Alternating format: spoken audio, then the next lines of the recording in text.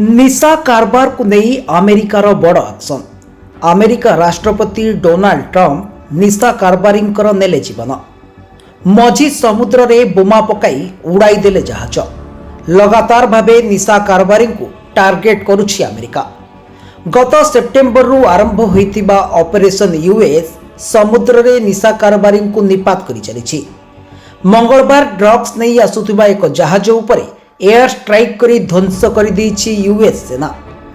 America कहिछि जे सेमाने समुद्र रे निशा कारबार करुथिबा एक जहाज को उड़ाई दैछथि, जेउथिरे 4 जण प्राण हराइछथि।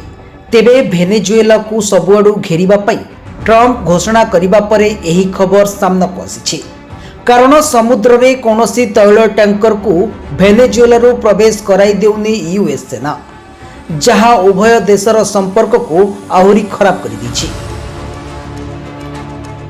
यूएस सर्दर्न कमांड कहिछि जे अंतर्जातीय सामुद्रिक सीमारे एक जहाज ठाप होइथिला। एथिरे निशा कारबार एवं आतंकवादी कार्यकलाप चालुथिबा सूचना मिलिथिला। पूर्व प्रशांत महासागररू जहाजटी निशार चोरा चालाण करुथिबा जणा पड़िथिला, जहां परे एयर स्ट्राइक करा जाई जहाजटी को नष्ट कर दिया जायछि।